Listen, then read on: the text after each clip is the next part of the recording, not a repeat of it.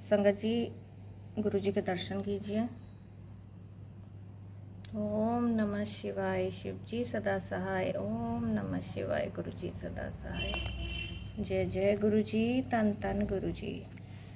चलिए संगत जी, गुरु जी से आज्ञा लेते हैं शिव पुराण का पाठ स्टार्ट करने के लिए। ओम नमः शिवाय, शिव जी सदा सहाय। ओम नमः शिवाय, गुरु जी सदा सहाय। चंचुला की प्रार्थना से ब्राह्मण का उसे पूरा शिव पुराण सुनाना और समयानुसार शरीर छोड़कर शिवलोक में जा चंचुला का पार्वती जी की सखी एवं सुखी होना। ओम नमः शिवाय। ब्राह्मण बोले, नारी सौभाग्य की बात है कि भगवान शंकर की कृपा से शिव पुराण की इस वैराग्य युक्त कथा को सुनकर तुम्हें समय पर चेत हो गया है। ब्राह्मण पत्नी, तुम डरो मत, भगवान शिव की शरण में जाओ। शिव की कृपा से सारा पाप तत्काल नष्ट हो जाता है।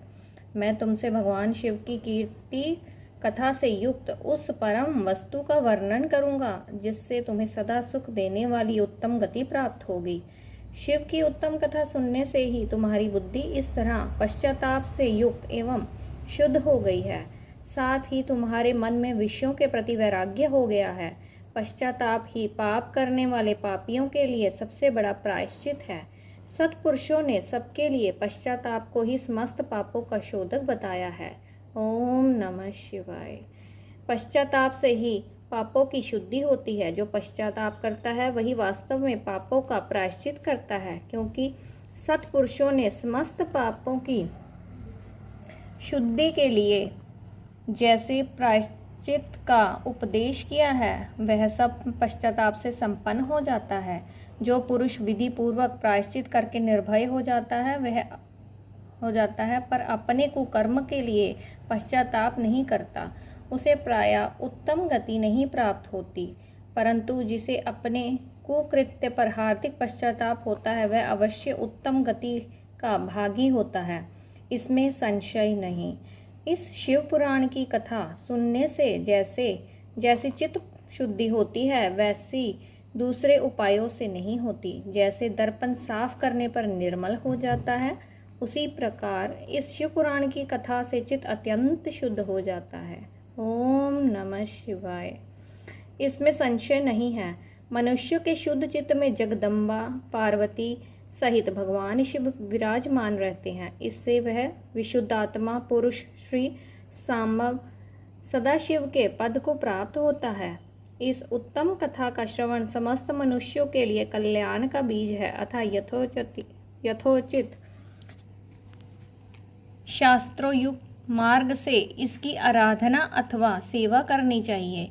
यह भव बंधन रूप रोग का नाश करने वाली भव बंधन रूपी रोग का नाश करने वाली है। भगवान शिव की कथा को सुनकर फिर अपने हृदय में उसका मनन एवं निधि ध्यासन करना चाहिए। इससे पूर्णतया चित्त शुद्धि हो जाती है। चित्त शुद्धि होने से महेश्वर की भक्ति अपने दोनों पुत्रों ज्ञान और वैराग्य के साथ निश्चित ही प्रकट होती है।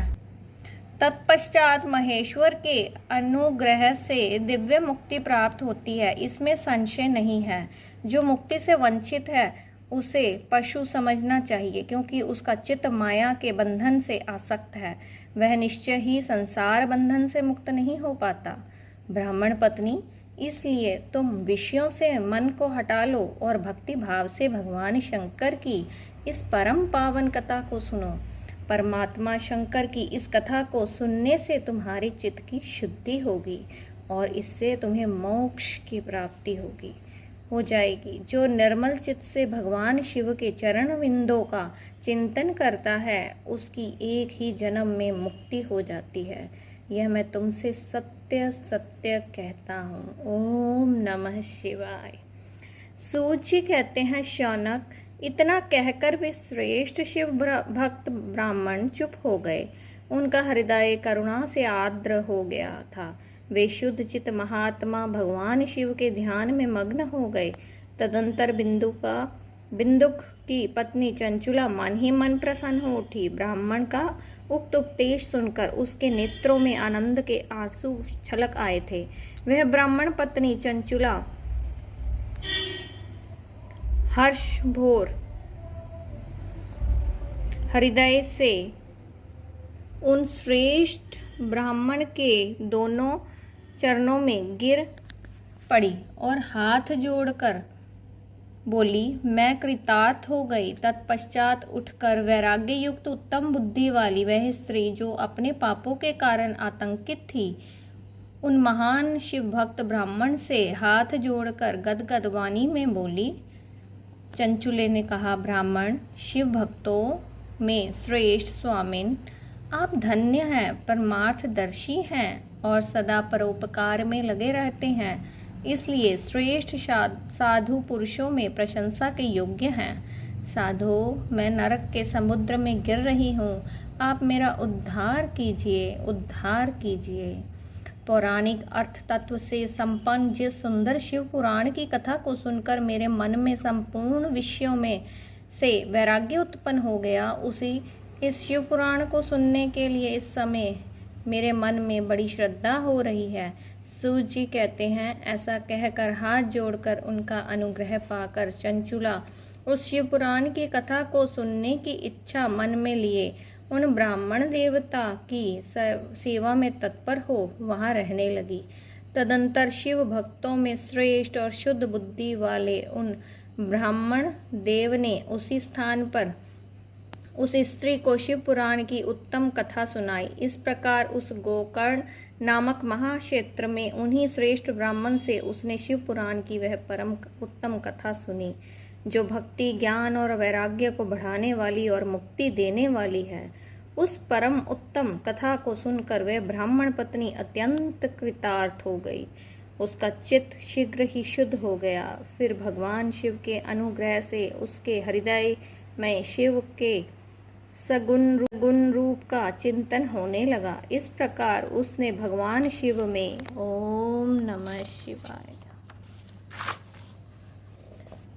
भगवान शिव में लगी रहने वाली उत्तम बुद्धि पाकर शिव के सच्चिदानंदमय स्वरूप का बारंबार चिंतन आरंभ किया। तत्पश्चात समय के पूरे होने पर भक्ति, ज्ञान और वैराग्य से युक्त हुई चंचुला ने अपने शरीर को बिना किसी कष्ट के त्याग दिया। इतने में ही त्रिपुर शत्रु भगवान शिव का भेजा हुआ एक दिव्य विमान दूत गति से वहां आया, जो उनके अपने गणों से संयुक्त और भांति भांति के शोभा साधनों से संपन्न था। चंचुला उस विमान पर आरूढ़ हुई और भगवान शिव के श्रेष्ठ पार्षदों ने उसे तत्काल शिवपुरी में पहुंचा दिया। उसके सारे मल धुल गए थे। वह दिव्य रूप धारिणी दिव्यांगना हो गई थी। उसके दिव्य अवयव उसकी शोभा बढ़ाते थे। मस्तक पर अर्धचंद्र का मुकुट धारण किए हुए गौरांगी देवी शोभाशाली दिव्य आभूषणों से विभूषित थी। शिवपुरी में पहुंचकर उसने सनातन देवता त्रिनेत्रधारी महादेव जी को देखा। सभी मुख्य मुख्य देवता उनकी सेवा में खड़े थे। गणेश, भृंगी, नंदीश्वर तथा वीरभद्रेश्वर आदि उनकी सेवा में उत्तम भक्ति भाव से उपस्थित थे। उनकी अंक कांति करोड़ों सूर्यों के समान प्रकाशित हो रही थी। कंठ में नील चिन्ह शोभा पाता था। 5 मुख और प्रत्येक मुख में 3-3 नेत्र थे। मस्तक पर अर्धचंद्राकार मुकुट शोभा देता था। उन्होंने अपने वामांग भाग्य में गौरी देवी को बिठा रखा था, जो विद्युत पुंज के समान प्रकाशित थी। गौरीपति महादेव जी की कांति कपूर के समान गौर थी। उनका सारा शरीर श्वेत भस्म से भासित था। शरीर पर श्वेत वस्त्र शोभा पा रहे थे। इस प्रकार परम उज्ज्वल भगवान शंकर का दर्शन करके वह ब्राह्मण पत्नी चंचुला बहुत प्रसन्न हुई। अत्यंत प्रीतियुक्त होकर उसने बड़ी उतावली के साथ भगवान को बारंबार प्रणाम किया। ओम नमः शिवाय। फिर हाथ जोड़कर वे बड़े प्रेम, आनंद और संतोष से युक्त हो विनीत भाव से खड़ी हो गई। उसके नेत्रों से आनंदाश्रुओं की अविरल धारा बहने लगी तथा संपूर्ण शरीर में रोमांच हो गया। उस समय भगवती पार्वती और भगवान शंकर ने उसे बड़ी करुणा के साथ अपने पास बुलाया और सौम्य दृष्टि से उसकी ओर देखा।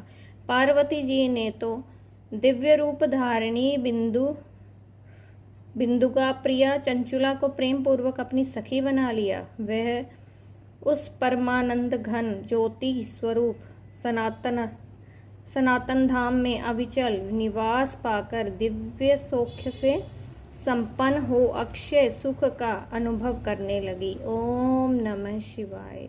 संगत जी, अध्याय 4 की यहाँ समाप्ति होती है और गुरु जी से आज्ञा लेते हैं। ओम नमः शिवाय। शिव जी सदा सहाय। ओम नमः शिवाय। गुरु जी सदा सहाय। जय गुरु जी। शुक्राना गुरु जी। तन तन गुरु जी। सब पर अपनी कृपा बनाए रखें गुरु जी। सब पर अपना आशीर्वाद रखें। जय गुरु जी। शुक्राना गुरु जी।